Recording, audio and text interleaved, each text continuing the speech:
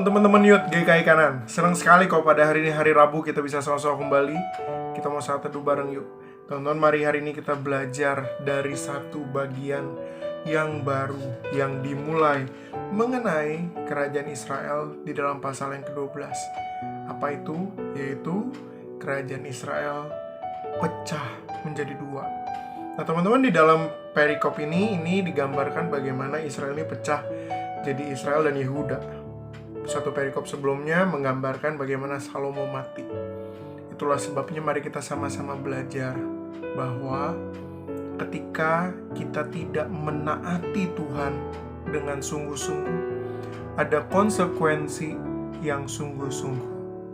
Ketika kita tidak menaati Tuhan dengan sungguh-sungguh, ada konsekuensi yang sungguh-sungguh. Teman-teman, mari kita sama-sama membuka Alkitab kita dari 1 Raja-Raja pasal yang ke-12. Mari kita membaca yang ke-16 dan ayat yang ke-17. Jika sudah mendapatkannya, Koko akan membacakan untuk setiap kita. Demikian bunyi firman Tuhan.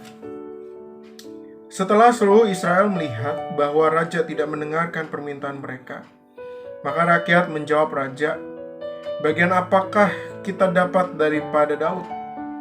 Kita tidak memperoleh warisan dari anak Isai itu. Ke kemahmu, hai orang Israel.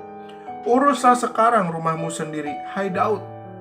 Maka pergilah orang Israel ke kemahnya, hingga Rehabeam menjadi raja hanya atas orang Israel yang diam di kota-kota Yehuda. Teman-teman, mari kita ingat bahwa Salomo di akhir dari kehidupannya, dia tidak seperti Daud yang tetap setia. Dikatakan dan digambarkan bagaimana Salomo mengakhiri kehidupannya dengan mengizinkan penyembahan berhala kembali masuk. Tetapi bukan hanya itu yang menjadi rapot merah dari Salomo.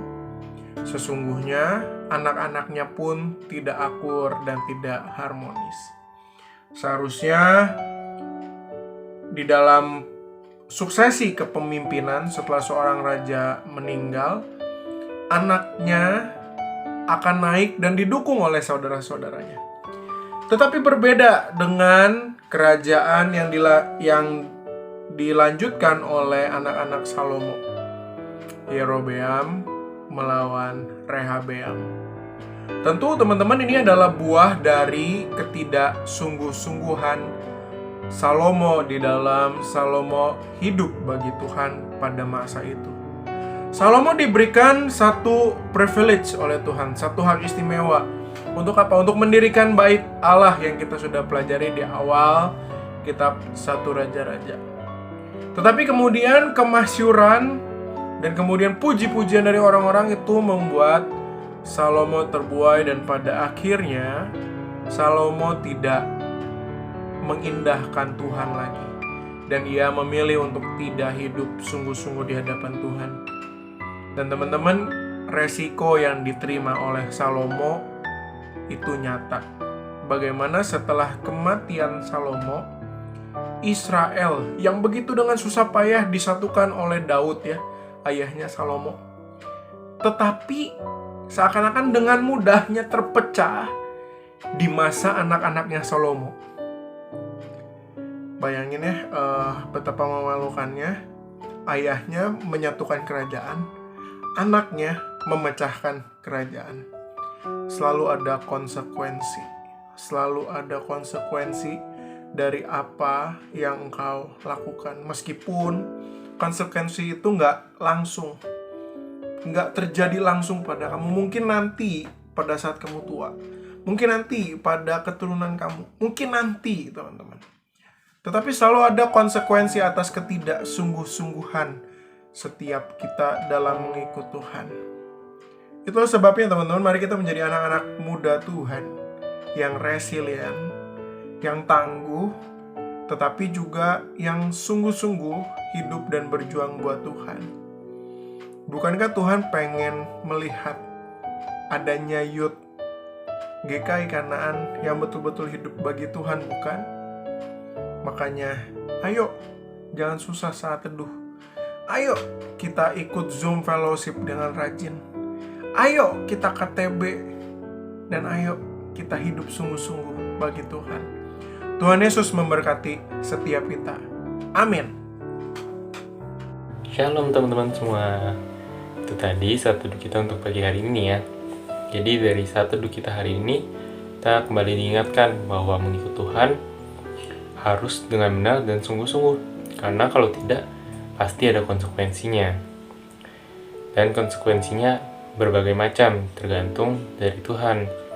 Dan waktunya juga mungkin tidak langsung, bisa saja di hari kita tua, atau nanti bahkan di keturunan-keturunan kita.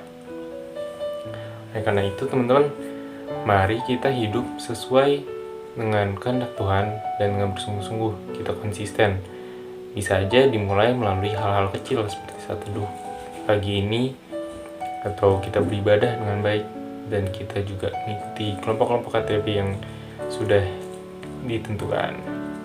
Dan untuk menutup saat teduh kita pagi hari ini, mari kita berdoa. Tuhan yang ada di surga, terima kasih ya Tuhan untuk pagi hari ini, untuk hari yang dapat kami terima lagi. Terima kasih untuk berkatan anugerah-Mu yang masih dapat kami rasakan ya Tuhan.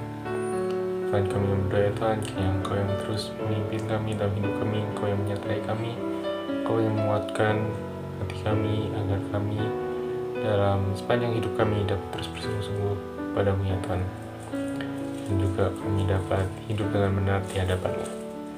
Terima kasih ya Tuhan, setelah ini kami akan kembali ke aktivitas kami masing-masing, kiranya Engkau yang terus memberkati dan juga menyertai kami. Terima kasih ya Tuhan, dan untuk Tuhan Yesus kami berdoa dan mengucap syukur. Amin. Nah teman-teman, jangan lupa esok pagi kita akan ada saat teduh lagi di channel yang sama ini. Dan juga mari kita bagikan saat teduh ini pada teman-teman kita yang lain, supaya semakin banyak orang yang dapat mendapat berkat.